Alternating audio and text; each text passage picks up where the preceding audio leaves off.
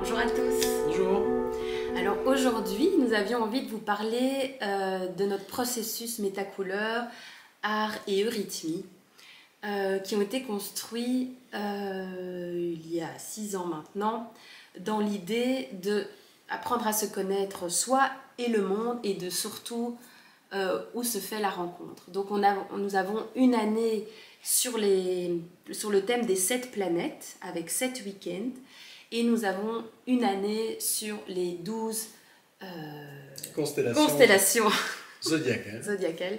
C'est parce que je dis toujours zodiaque à la place de constellation zodiacale, qui sont aussi en lien avec les 4 éléments. Et donc, ce qui est assez chouette et intéressant, c'est qu'on peut vraiment apprendre à se connaître avec les planètes qui sont en mouvance autour de nous et qui nous... Oui, et les 7 planètes, ça parle vraiment de notre corps émotionnel, de notre, en jargon anthroposophique, de notre corps astral, de notre âme au fond, hein, les 7 couleurs, les 7 planètes, les caractères de ces planètes.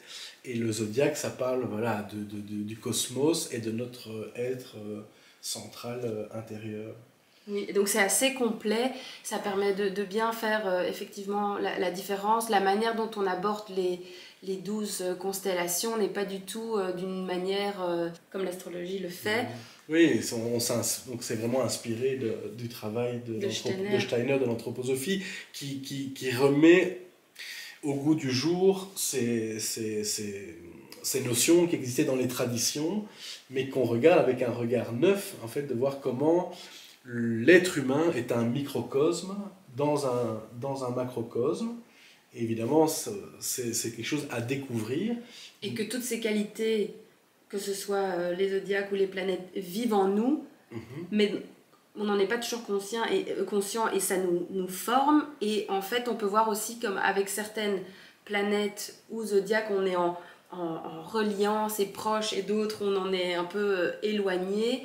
Et comment on peut l'harmoniser justement, on le travaille par le biais de l'art ou par l'eurythmie.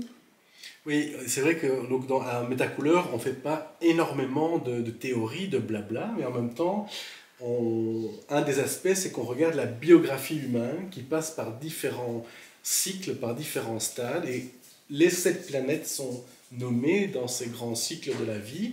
Et puis on va, par la peinture, découvrir une couleur qui est en lien avec une qualité planétaire. Et puis on va, dans l'eurythmie, faire des mouvements, des gestes qui sont en lien avec les planètes. Et donc on fait résonner différentes qualités qui sont au fond des grands archétypes qui nous constituent, et chacun de manière différente, on est lié différemment à ces grands archétypes, et c'est une découverte passionnante. Oui, par exemple, on fait, on va dire, la roue des 12 mois, c'est pas exactement un mois pile, mais avec les 12 zodiaques, et on se rend compte dans quelle atmosphère on rentre à chaque mois, mais aussi on peut le voir en plus grand par les saisons, donc si on le regarde par des trimestres, et comme ça nous influence, nous, et dans quel état on est naturellement, nous, hommes terriens, et comment on peut se tenir dedans, et comment on peut en faire quelque chose comme à notre avantage, et comment on peut accepter plus facilement ce qui nous traverse, et quel impact ça a sur nous, et le fait de le danser, de le dessiner, de le découvrir par plusieurs médiums, permet de nous connaître. Encore une fois, le but c'est vraiment de se connaître, parce que quelque part on se connaît très peu, et ces médiums-là permettent de nous relier. Je voulais dire aussi que voilà, on vit là des archétypes, des choses, mais je pense qu'ils peuvent vraiment parler à tout le monde. C'est-à-dire qu'on ne vient pas avec des grandes théories astrologiques. Donc évidemment qu'on a à cœur d'ouvrir des dimensions spirituelles, mais en même temps, on parle voilà, de l'ambiance des saisons, de ce qu'on traverse dans une biographie humaine. On rentre objectivement dans une couleur, etc. Et donc je pense que tout le monde peut s'y retrouver indépendamment de ses croyances, de ses positions philosophiques, etc. Il n'y a vraiment pas un esprit de théorie farfelue. Je veux dire, il y a vraiment une recherche de vivre les choses aussi dans leur réalité brute, dans leur objectivité. Oui, c'est des lois universelles, et c'est ça que je trouve génial dans l'anthroposophie et cette approche, c'est que par l'observation, ces expériences ce qu'on appelle spirituel finalement, en fait c'est autour de nous, les planètes, les zodiaques, c'est pas quelque chose qui est inventé, c'est pas un dieu divin, ça nous concerne directement, et en fait tous ces phénomènes qui sont autour de nous sont visibles. C'est juste que le fait que ce soit long, que ce soit des cycles plus courts, plus longs, chaque planète, la Lune c'est ce qui est le plus proche de nous, et finalement on connaît son cycle et on le voit parce que ça se fait en 28 jours, mais Jupiter ou Saturne sont des beaucoup plus longues, de longue durée. C'est des choses que si on ne prend pas le temps d'observer, on ne le perçoit pas, et le fait de le vivre dans un microcosme qui est à métacouleur entre nous, dans l'eurythmie, ou rentrer dans la couleur, et bien tout d'un coup on peut comprendre. Oui, comprendre et surtout et sentir. Parce que... Voilà, on est à la fois en lien avec le grand cosmos, et en même temps toujours très en lien avec l'humain, ici et maintenant, dans ce qu'il vit à travers le geste, à travers la verticalité, l'horizontalité. Je veux dire, voilà, on peut se rattacher vraiment à des notions très proches, très évidentes pour tout un chacun, et on voit que ça vient ouvrir des choses chez chaque individu, voilà.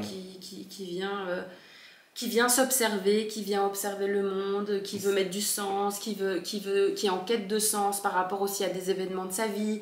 Pourquoi à cette période-là de ma vie j'ai vécu des drames. Il y a des choses par la biographie dont Jérémy parlait tout à l'heure, il y a des sortes de cycles, il y a des choses qui ne trompent pas. Par exemple, comme un enfant perd ses dents vers 6-7 ans, ça c'est des choses très visibles, tout le monde l'a accepté, c'est un cycle normal. Il y a des choses plus subtiles qui arrivent dans notre vie humaine et qui arrivent à certaines périodes, et c'est qu'on le veuille ou non, ça arrive, et c'est en lien avec ce qui nous entoure aussi. C'est aussi en lien avec les planètes et ces cycles qui nous traversent. C'est juste, la seule différence, c'est qu'on a une liberté de comment on se tient ou réagissons face aux événements.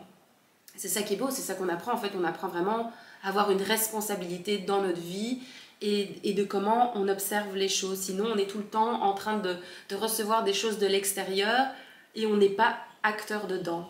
Voilà, et j'ai envie de te dire, c'est que l'anthroposophie, c'est aussi justement se pencher sur ce mystère du jeu, de l'individualité, et le mystère de la volonté qui est lié, puisque selon Steiner, ce jeu est de nature volontaire.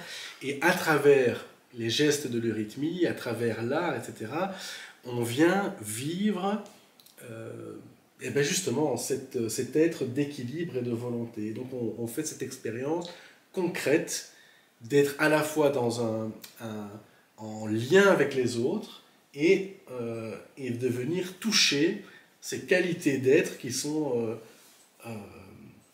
notre être volontaire, notre être de sentiment, notre être de conscience, et on vient le goûter, le toucher à travers ces différentes pratiques. Et qui est unique chez chacun aussi. L'idée, c'est pas justement qu'on soit tous pareils, on a tous notre unicité, on a tous un jeu unique, et on peut tous avoir notre place dans le monde différemment, même si on est imprégné des mêmes forces. On est tous terriens, ça c'est quand même la chose qui nous unit. Mais voilà, j'espère que ça vous donnera un peu une ambiance, idée de ce qu'on expérimente à Métacouleur. N'hésitez pas à nous suivre, à activer la petite cloche, mettre un petit like et partager cette vidéo. On vous dit à bientôt et merci pour votre écoute. Au revoir. On vous embrasse, au revoir.